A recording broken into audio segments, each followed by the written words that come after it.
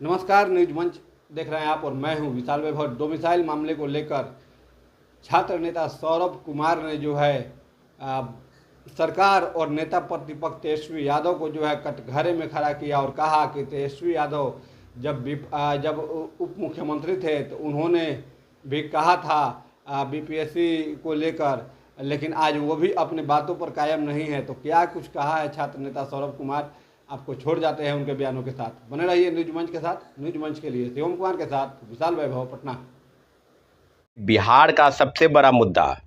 और जिसको लेकर सरकार की तरफ से, विभाग की तरफ से और जो आयोग है उसके तरफ से जिस प्रकार की गतिविधि सामने आई है, पूरी तरीके से अब लगातार जो चौथे फेज की बहाली जिसकी बात हो रही है कि एसटीईटी के बाद जो TRE-4 है उसके आयोजन होने की संभावना है। परंतु जो प्रमुख मुद्दा है जिसके तहत बिहार के लाखों करोड़ों युवाओं के नौकरी पर, उनके अधिकार और हक पर कहीं न कहीं सरकार ने छीनने का काम किया है, वो नीति है डोमिसाइल नीति। आपको याद होगा TRE-1 के पहले जब ये मामला क्लियर हुआ था कि बिहार में डोमिसाइल नीति जो है वो लागू रहेगा, तो स्पष्ट तौर पर यह स्पष्ट हो गया कि कम से कम 10% या 15% सरकार जो है ये डोमिसाइल नीति के तहत किसी दूसरे राज्य के लोगों को यहाँ मौका देगी। बाद बाकी जो 90-95% जो नौकरी है, मोटा मोटी जो नौकरी है, वो बिहार के लोगों को डोमिसाइल नीति के तहत उसमें स्पष्टीकरण के तौर पर सामने आ गया। परंतु आज जिस प्रकार से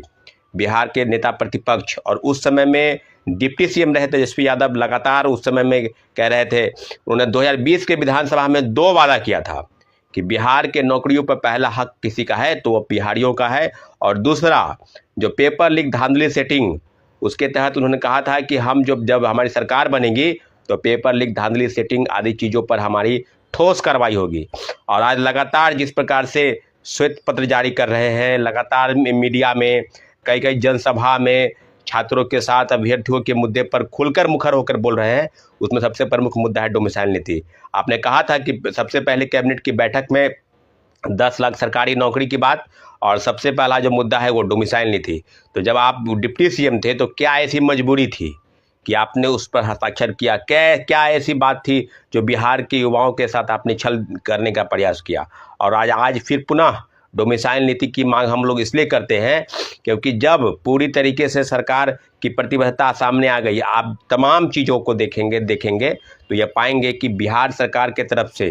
डोमिसाइल नीति पर विशेष स्पष्टीकरण तो सामने नहीं आया है, लेकिन लगातार हम लोग गुहार लगा रहे हैं। जब तीनों फेज की बहाली, बात बिल्कुल सही है कि 4-5 महीने में लगभग 2 लाख से ज़्यादा लोगों को सरकारी नौकरी मिली, उसका आंकड़ा बिहार सरकार की तरफ से 3 लाख के आसपास का है, लेकिन हम लोग मानते हैं कि 2 लाख से 2.25 लाख लोगों को नौकरी मिली।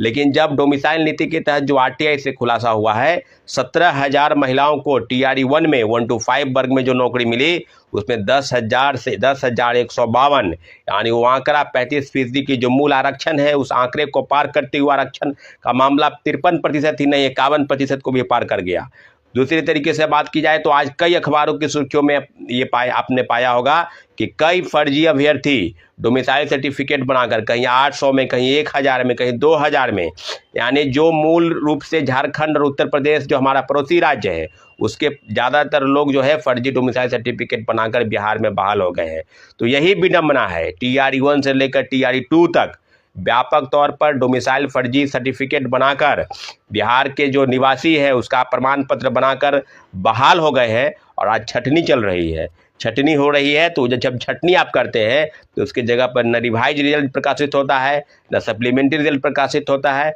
और लगातार छात्रों अभ्यर्थियों की मांग को दरकिनार किया जाता है। तो इसलिए हम मांग करते हैं कि बिहार के सभी नौकरियों में, सिविल सेवा को छोड़ दिया जाए तो सभी सरकारी नौकरियों में डोमिसाइल नीति लागू करे सरकार।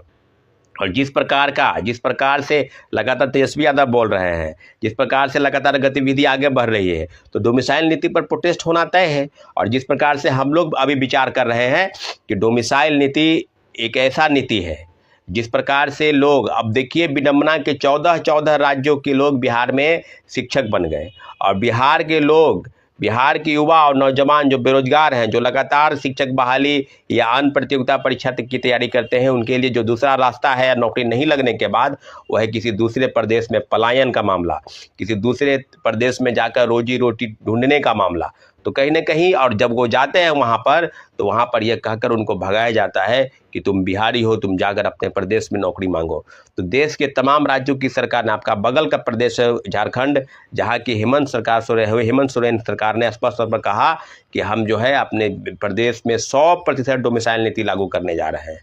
तो क्या ऐसी मजबूरी है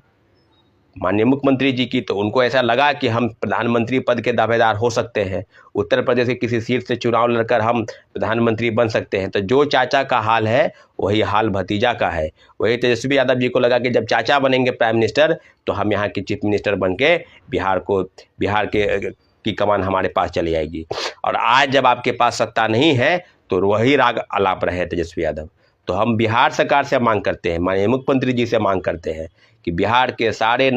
नौकरियों में सिविल सेवा को छोड़ दिया जाए, सभी नौकरियों में डोमिसाइल नीति लागू करें। अगर लागू